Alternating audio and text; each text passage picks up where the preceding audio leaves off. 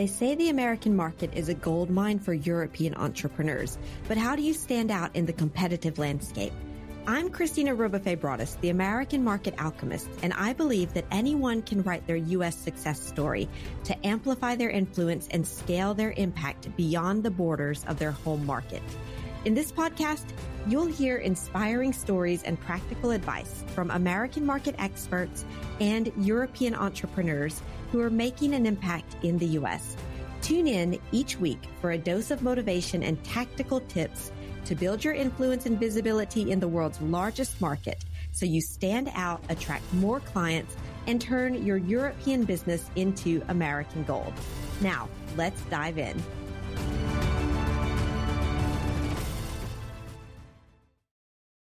Welcome back for another episode of the American Market Podcast. And today I have the great pleasure of welcoming Maartje Bakker onto the podcast. And Maartje, how are you doing?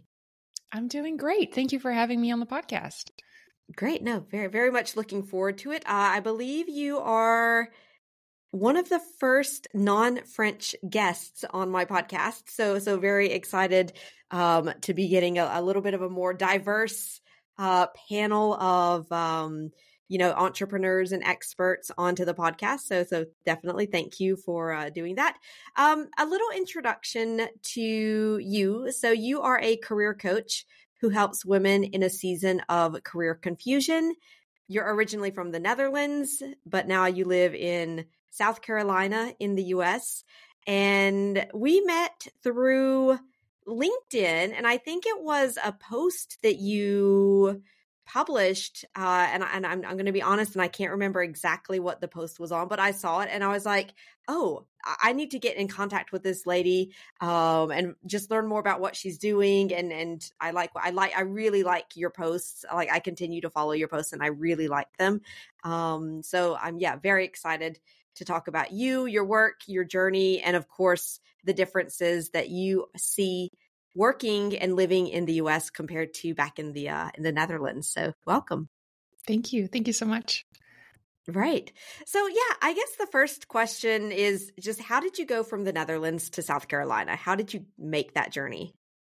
So this is a fun story to tell because honestly, since I was a little girl, I always knew I was not going to live in the Netherlands. Even my mom knew that. She said, I never had the illusion you were going to live around the corner. I knew you were going to leave someday. You have that in your blood of some sort. And I always wanted to go. And I always wanted to be away from home and travel and adventure. And the Dutch weather, for anyone who's been in the Netherlands, it's quite dreary. It's quite rainy. It's quite overcasty. Now, we also have nice days. We have beautiful days. And what I love about the Dutch is that when we have beautiful weather, we all go outside. It's like enjoy it while you can. Exactly. People are, it's cold. People are in shorts because the sun's out. And it's like, all right, I got my chance. So I love that about the Netherlands. But I always felt like I want to be somewhere where there's more sun. Now, did I expect that was going to be South Carolina? No, absolutely not.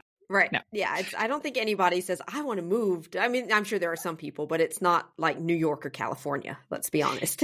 Exactly. And what happened was I was on an amazing trip in Europe. I was going by train from Amsterdam all the way to Lisbon in Portugal? To see a friend.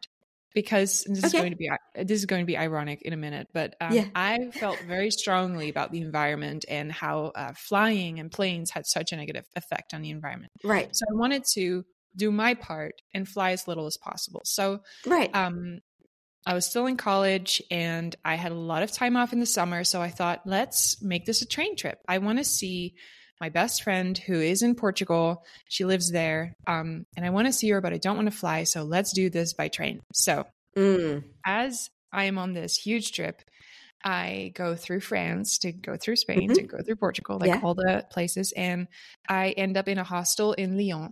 And that one night that I'm in this hostel, it overlaps with my now husband, who also is there. Okay, right.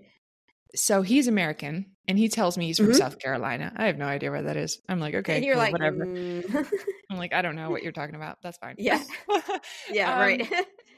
and we exchanged numbers and we continued to talk. And what Yeah, followed was a long distance relationship for 3 years yeah. where we went back and forth and back and forth. And that was the first time I Mm. came to the States. Actually, I'd never been Okay, before. right, yeah. And then after 5 years, here we are. And now I live in South Carolina. And I never, ever would have thought that I would live here, but it's definitely sunny. Yeah, I that's, yeah. have that one going for me. And it feels a little bit of a tricky topic right now because I haven't been able to be home in a year and a half because I am filing for the green card and that takes a lot of waiting. Right. But 2 weeks ago, I finally got my travel visa. So I'm going great. to visit the Netherlands very, very soon. So I'm very excited because it's been so long since I've seen my family. So right now I'm just like deprived of my own culture. So I'm excited to be back. But South Carolina is a really great place to live. Yeah. Okay. Yeah. So yeah, very, very different, I imagine. And I totally understand that feeling of you're born in a place, but then you want to leave. But then once you've left, you're really excited to go back, and of course to see all the family. But then I don't know if this is the same for you, but I feel like the things and the places that when I lived in Mississippi, like I just really did not care about, like not at all. When I go back now, I'm really excited to be able to go and like go to Waffle House or to go walk on the beach. Whereas when I lived near the beach, I never went to the beach. It was just always there. And and now I really appreciate that. And I don't know if that's the same for you, but oh, absolutely. But yeah. Like I'm excited about every single aspect of the Netherlands. Like I'm excited about the rain. I'm excited about the overcast. I'm excited about the meals with potatoes and sausage and like that I normally don't like. I'm excited about all the things. I'm excited about biking with headwind. I'm excited. Yeah. I'm like, bring it on. Yes, please. You can do it. All the stuff that I don't have, in your new country. No, I totally, when I go back to Mississippi, I'm just like, all I want to eat is Southern food, like fried chicken and collard greens and fried okra and things like that, which is here. I don't crave that at all, but yeah. All right. So yeah, very interesting. Now, if I remember correctly, you used to work in tech. Sorry. You're a career coach now for women, but in the past you were working in tech. Now, how did that transition happen? And did that happen with the move to the US? That's a great question. So that happened prior to moving. Okay. I was an innovation consultant, so I helped big companies prepare for the future, and I was leading teams with incredibly smart people, developers, data scientists, and I was leading these teams to do really, really future-focused projects. So living in space kind of stuff. Right. Yeah. Wow. It was a really exciting job, and it was a career path that I feel like I had been on from a very young age. I remember, I think it was around 13 years old that I first had the thought of, I want to be a CEO. And it showed in how I showed up in school. It showed up in the kind of college I wanted to go to. It showed up in how I dressed in college. So a lot of people who met me at like parties and stuff like that, they came to me and they said, "Oh, you're a student. I thought you were a teacher. I thought you were a professor." Teacher. Yeah. And that was really just because I was dressing like a corporate girl from day one of college. I was wearing suits. I was wearing like button-up shirts, red lipstick, all the things, because I had this vision of a multinational CEO who gets driven around from conference to TED Talks to whatever. And that's what I thought I wanted. So I was on that path and I was making great steps to go and make that happen. But at some point I started to feel that something wasn't quite right. Like I was doing the things and I was taking the steps, but also at 7 p.m. on a Friday night, me in my apartment in Amsterdam, I was laying on my bed being unable to even shower because I was so tired. And I thought, this is not how a young woman in her 20s needs to feel on a Friday night. Like, right. So you should be getting ready to go out. I should be having a good time. I should be wanting to see my friends. I should be going out to dinner or something. But here I am. I'm unable to even take myself to the shower. I'm just scrolling on my phone or just laying there. And it was later on I realized a really close call with burnout. Like, I saw the burnout coming. Yeah. And that was the alarm bells were going off for me and made me think, okay, I need to do some thinking, because this can't be right. This is not part of that vision that I have for myself. So as I was diving into, okay, what would make me happy? Is it that CEO flying around the world doing the TED Talks?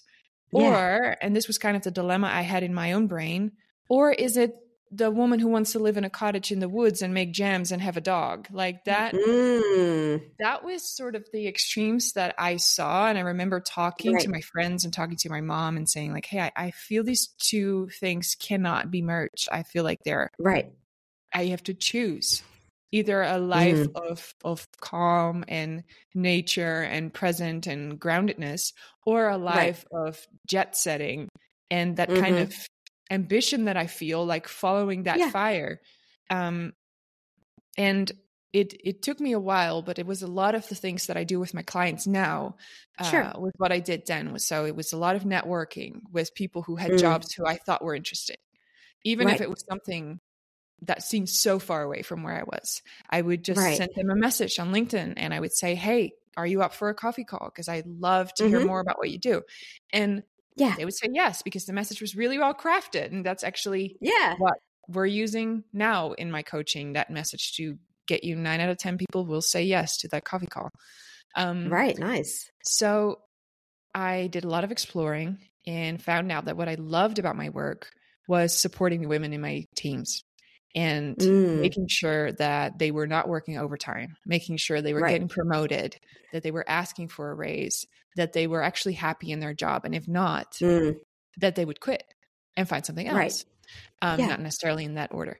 So I realized that that was what I loved to do, but it was only a small part of my job. There was a lot of other stuff, stakeholder management, whatever, all this kind of stuff.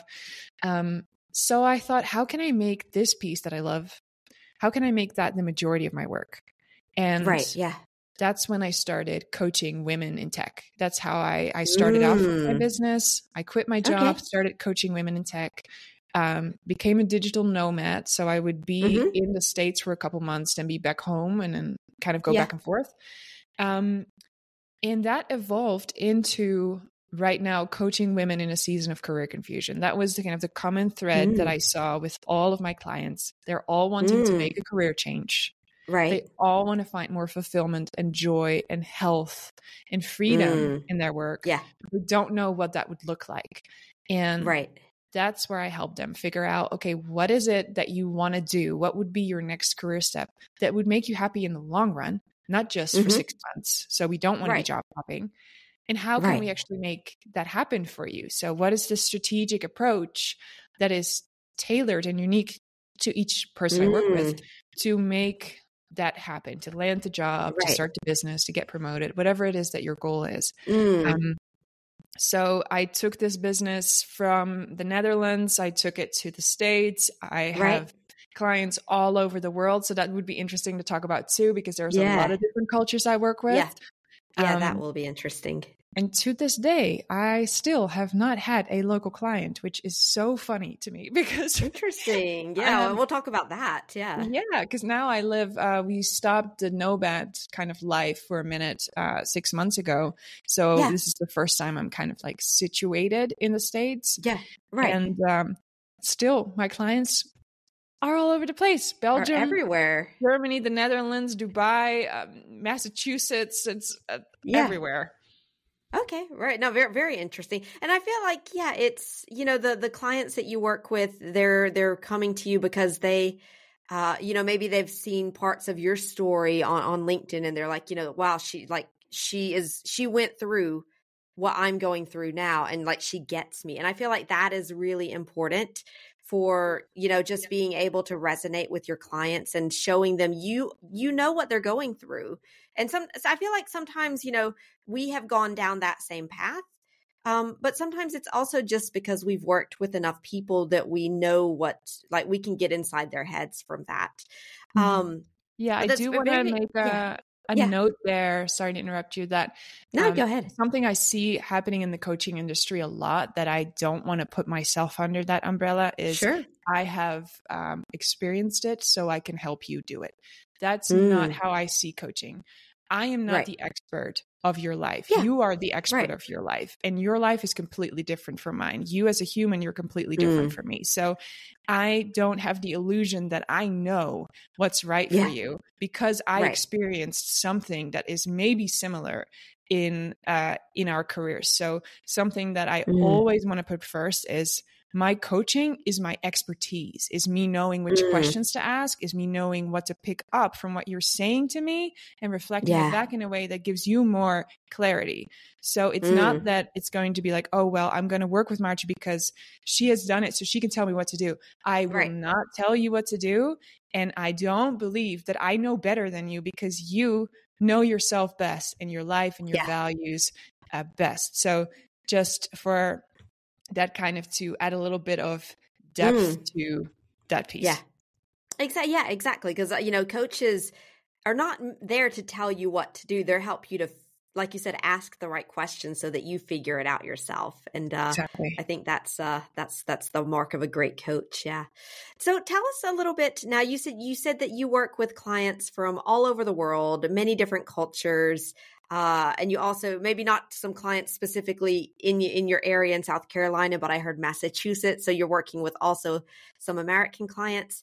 And I'm just curious, you said you started the business in the Netherlands and then you took it to the US. And I guess the first question on the differences would be, between the work culture and how you were doing things in the Netherlands versus the work culture that you've seen and how you're doing things in the US, what were the differences, the biggest differences?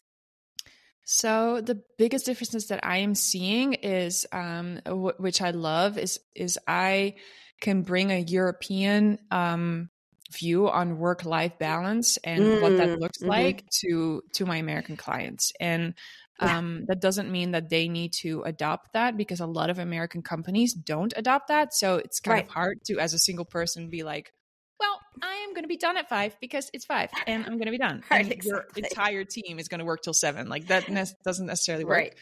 But in the way I run my business, I have very strong boundaries on when I am available and when I am not available. I take vacation. I take my weekends and all those things. And that already has been reflected back to me many times is planting a seed with my American clients of what it can also look like. And that is not in the sense of, okay, now they can copy it, but more of like what does that inspire within them?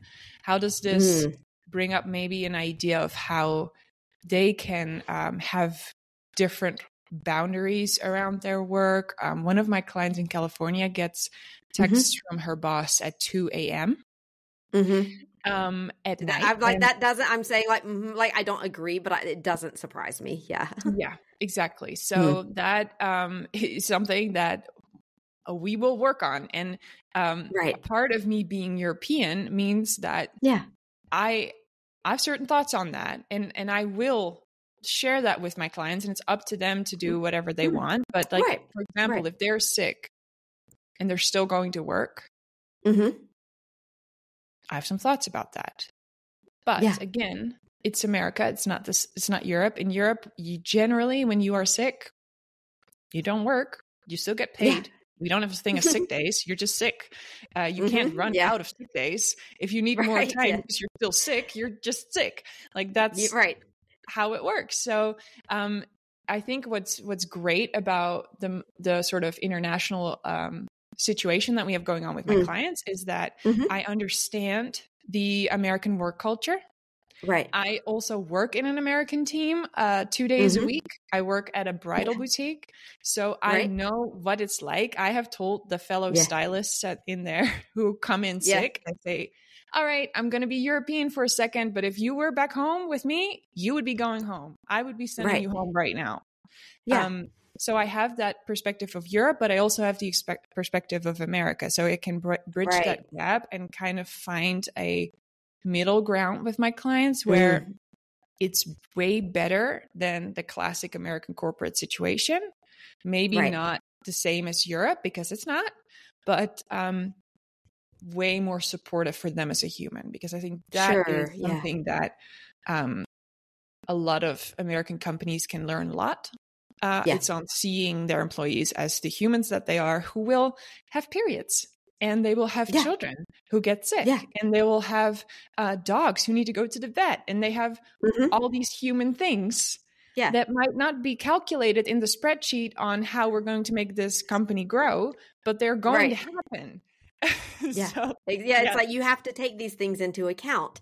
And that's a really good point. And I like how you, with your coworkers at the bridal boutique, you tell like, I'm going to be European and, you would be home. I'm curious to know, what is their reaction when you tell them things like that? Are they a little envious of the European work-life balance? Are they like, no, it's okay. I'm fine. I'm going to do the job because I have to. Just what is their reaction to that whole conversation of you should set boundaries and try to balance this better? Well, I take great joy being Dutch in the South because South Carolina, in its culture, is known to kind of fluff things up or move around it and like kind of not really address an issue head on. So it brings me great joy to do that because it shakes things up a little bit. And I am so respectful in my directness because that's something that I think is a stereotype that's out there, that the Dutch can be kind of rude because we're so direct. But my directness comes from love, and it comes from a very warm place. So when I say these things to my clients, it's always with a little, or to my coworkers, it's kind of like with a wink. So I'll look at them and I'll kind of like do a little smirk and I'll say, hey, I'm going to be European with you for a minute. And then I leave a little pause, and then I look in their eyes and I make my eye twinkle and I'm like, hey, you see me? And then I say, you'd be home. And that is, I feel like, the only way that I can deliver it where it's being heard. Now, the response isn't necessarily, oh, you're right, like, let me go. Because here it's not necessarily normal to go home when you're sick. Like you power through, I guess, is a sort of maybe an understanding here. So what generally happens is they stay. But I say it loud enough that everyone hears it. And I feel like every time I say it, it's like exposure therapy. Every time I say, you would be home right now. Yeah. I think if I was your manager, you'd be home. Then every time I say it, it makes them just 1% more comfortable with maybe saying, hey, I'm sick. Maybe it's going to be a year from now, but that's okay. Every time I say it, I make myself vulnerable by speaking up in front of the group. And it allows and kind of also against, I was going to say, and against sort of the cultural norm there, in fact, because like you said, in the US, when you're sick, you just kind of, you just kind of shake it off or brush it off and get through it and, stop complaining, that kind of thing. Yeah. And it's, to me, it's completely up to you as the individual to decide how you want to show up at work, right? So if that's what you want to do, then do it. That's why I'm not saying I think you should go home. Like, it's not up to me to decide if you should go home. That's why I phrase it as in, if we were in Europe and I was your manager, I would send you home, but that's not the case. So fun times. All right. Let's get coffee. Let's get to work. Right. Yeah, exactly. Yeah. Right. No, very, very interesting. And in terms of, we can look at this from the personal angle or the professional angle. What are some of, I guess, other major differences that you have seen? Compared to your life in the Netherlands versus your life in the US and South Carolina. It's huge, honestly. The difference is so big. From the distances that you drive, like the typical things, to the amount of plastic bags I get in a grocery store, and every single item is put in a different bag. It's a big, big difference. And I feel like now, being here full time for a year and a half, I have found my way. And it was interesting to have my parents visit. They had never been to the States before. And we went to the grocery store, as you do. And in the Netherlands, when you go to the grocery store, someone will say good morning and then start scanning your stuff. They don't say, how are you? Because it's not really a greeting. So here it's a greeting. So we come into the store, and I remember when I first came to the States, every time someone said, hey, how are you? I was kind of like, I was fumbling for my words because I wanted to say how I was doing. Like, I wanted to answer the question, but it's not really a question. It's a greeting. So exactly. My mom was at that point. She was at the point of like, this is all new. I've never seen this before. I've never had these interactions before. So we're at the cash registry, and I just am a full-on natural at that point because I've been here for a year and a half. So the cashier is like, hey, how's it going? And I'm like, oh, it's going good. How are you? And we leave, and it's like, have a good one. Bye. Yeah. And have a good one is not a sentence you get taught in the Netherlands. You say, have a good day. Sure. Like, so have a good one is kind of like slang. Like, I had never heard that before. So my mom had never heard that before. So as we get in the car to go back home with our groceries, my mom just kind of looks at me, and she says, geez, you really live here, don't you? Like, you're real, like you really got it down. Like, it was not like this is not the you that I remember from back in the Netherlands. Exactly. Because it's very different. And I feel myself having gone through a change of how open I am with other people, how easy I go and engage in a conversation with a stranger. Like, that's not something that's part of the Dutch culture. We live our lives. We go from A to B. We don't talk to people on the way going from A to B unless we really know them. It definitely takes at least 6 months before you invite a coworker over to eat. Like that. Takes a while. There are boundaries, right? And here you're in the grocery store, you talk to the person behind you, and they invite you to come to the barbecue next Sunday. You know, like it's so and you're different. Just like, wait, what? This is weird. But exactly. You're inviting me. We don't even know each other. And I think that it was interesting for me to see the perspective through my mom, because for me it was already normal. And then hearing her kind of reflect back what she was seeing in me, I said, you're right. Like, I have adapted really quickly, and I have taken on some of these things. And even to a point where at some point I had adapted so much that I kind of lost track of my Dutch side. And that was, I think I was here for about 8 months. And my initial strategy was, unconsciously, I was doing this. I thought, if I just become American, and I think a lot of people who are immigrants can relate to this. Like, if I just become American, it's going to be easiest. If I just turn myself like a chameleon into a Southern woman, which is something I definitely don't want to do. Actually, I was like, I know a lot of, like, my family's Southern. I was like, that's a big difference from European identity. I'm just thinking of all my cousins, And I love them. I love Southern women. I work with Southern women every week. I love them. It's just, I was losing my own culture because I thought it would be easier if I just turned myself into an American woman. And I then had to kind of reverse that and see, okay, so now I used to be Maartje, who's Dutch. Now I turned myself into Maartje, who's kind of American. And now I need to find who I am in the middle. Who am I who meets with her Dutch heritage and culture, but also her newly acquired like American side, because I love the American side too, but I want to find the midway. And I think I'm getting there, but I'm definitely not there yet. I feel like I'm still searching sometimes, and feel like it's it's almost like you, and I'm being really honest right now, sometimes it Yeah, almost sure. feels like you put on a certain persona.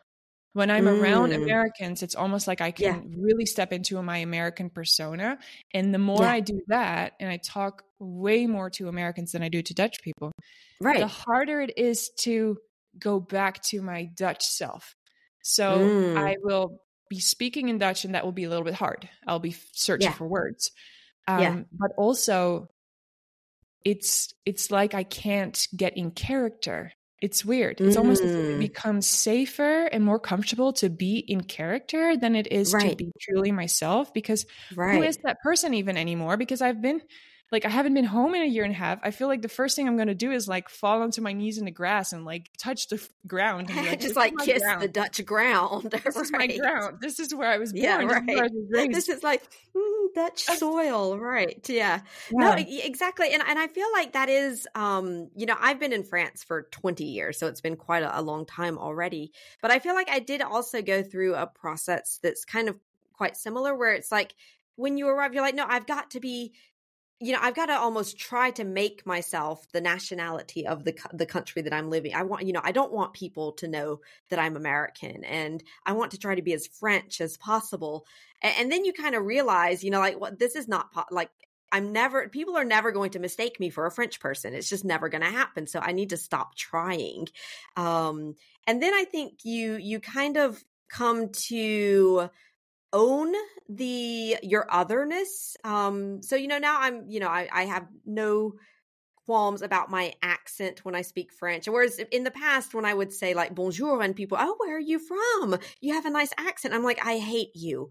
Whereas now I'm like, oh, that's really nice. And it's a conversation starter. And I'm happy to tell them, I'm not from here and this is my story. And it's a way of, making a little connection with the person.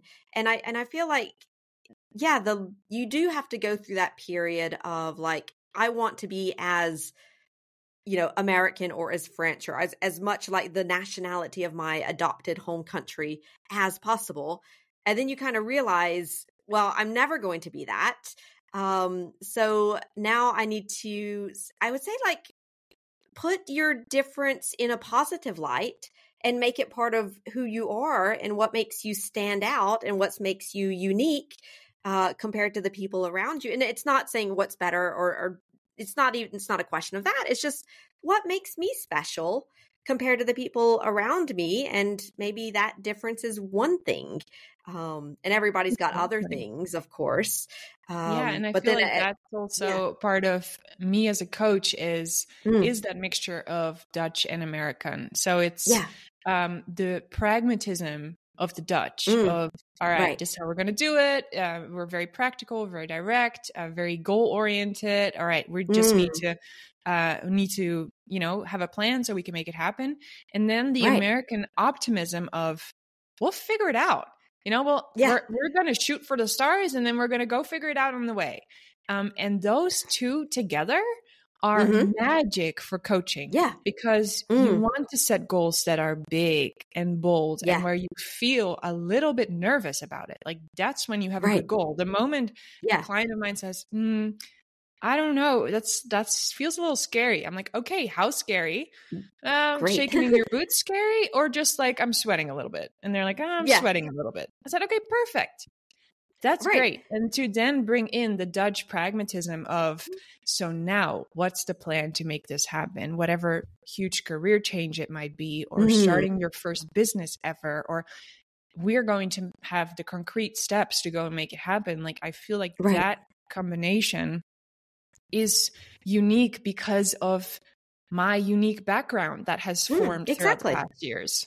That's it. Yeah. And I'm curious, you mentioned a word there, pragmatic. I hear from a lot of my French clients and they'll say, Americans I like because they're very pragmatic. They're very practical.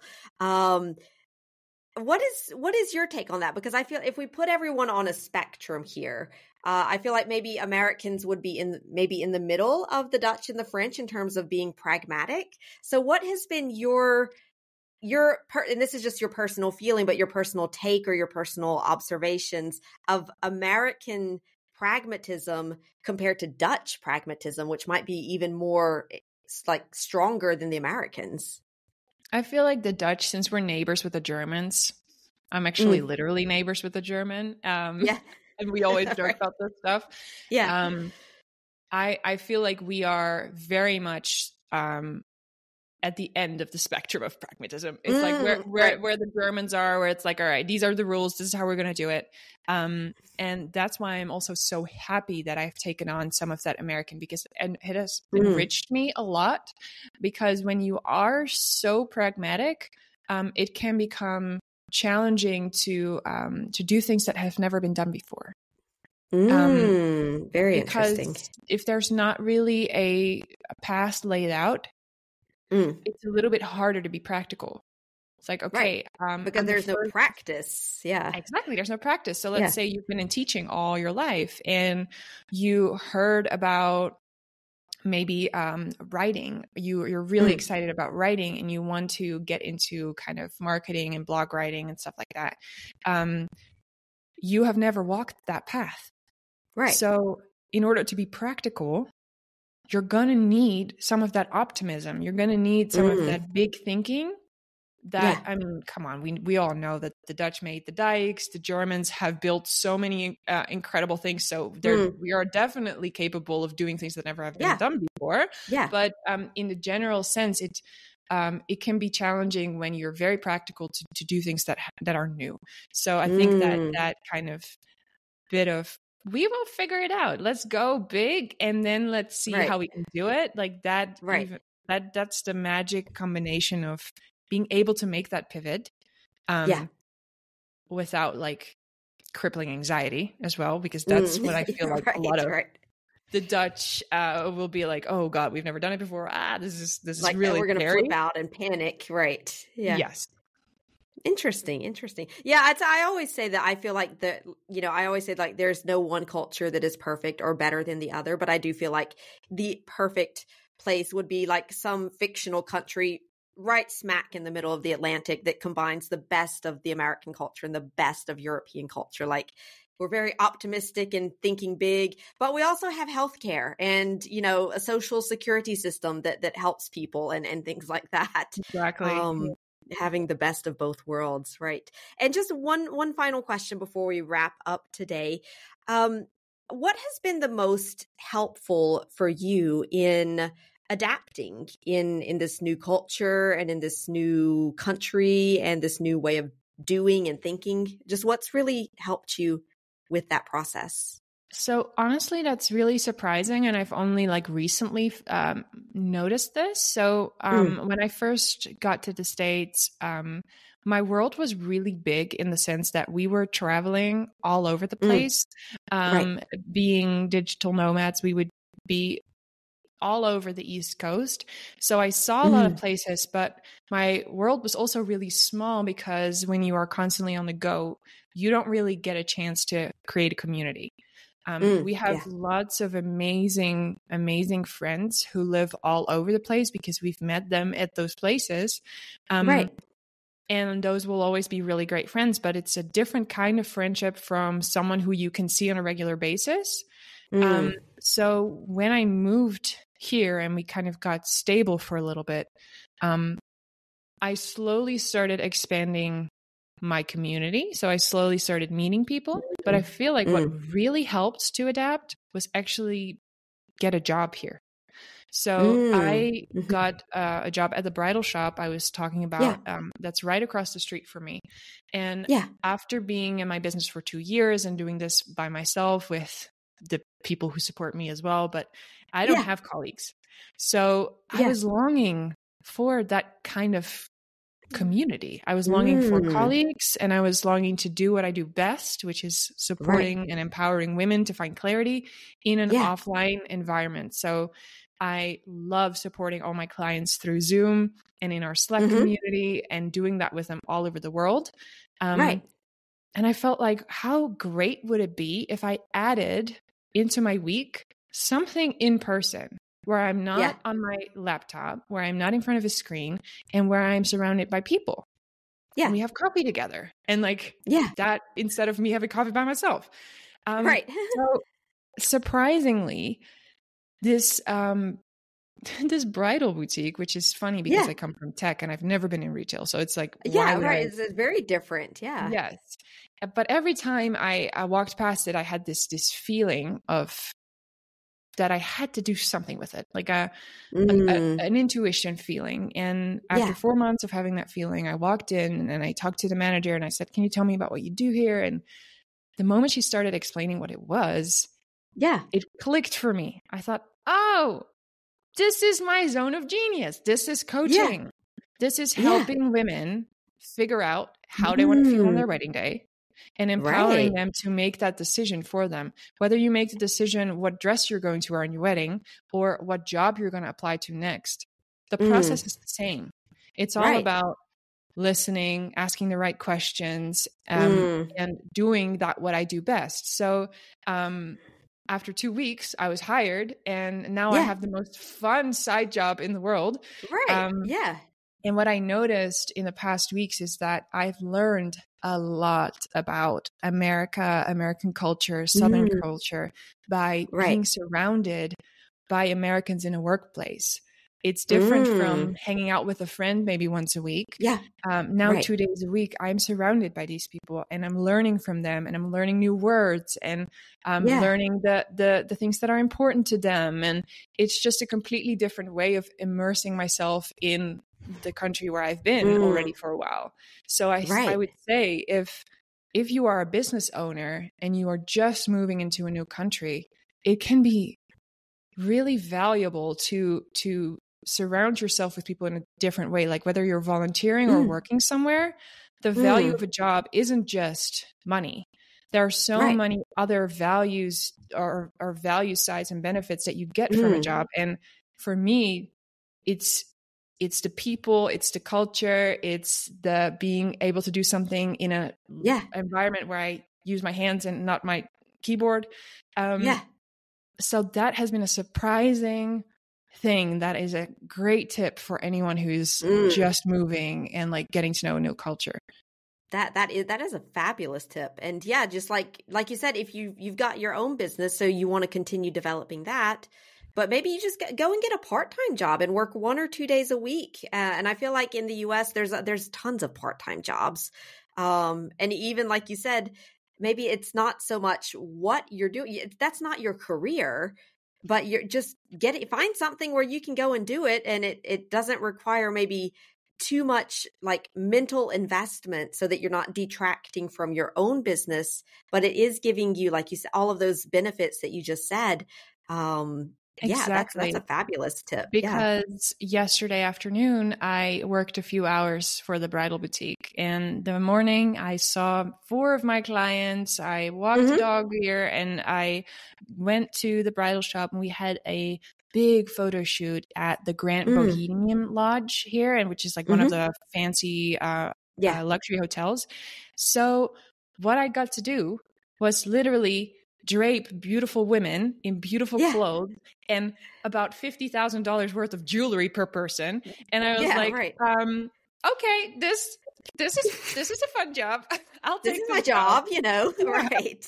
And I'm just fluffing the trains and I am putting, beautiful flowers in their hands and saying, girl, you look stunning. And that's my job. And I'm like, well, I'll take that.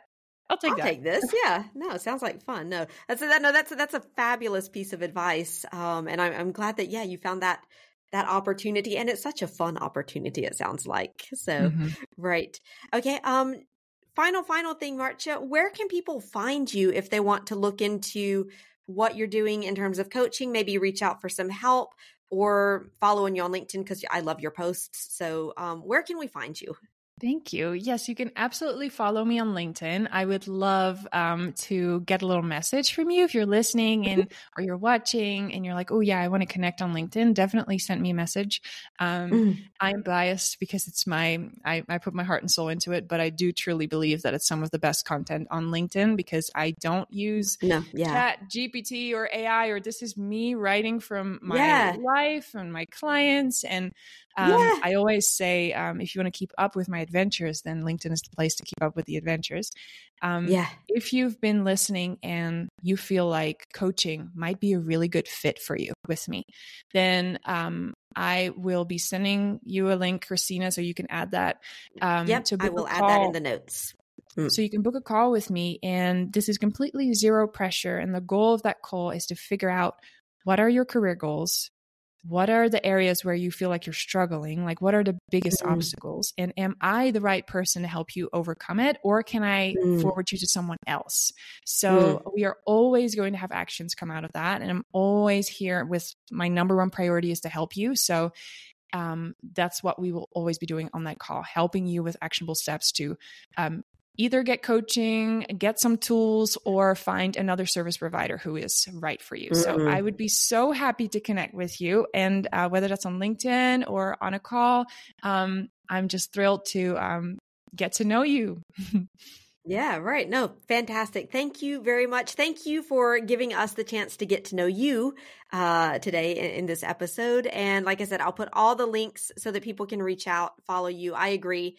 Like your content is fabulous on LinkedIn. So I would say anyone who's also looking to up their LinkedIn strategy, they can just kind of look at what you're doing and absolutely get some inspiration. Yes. Yeah, right. All right. Have a great one, Maartje, and looking forward to your future posts. Thank you so much.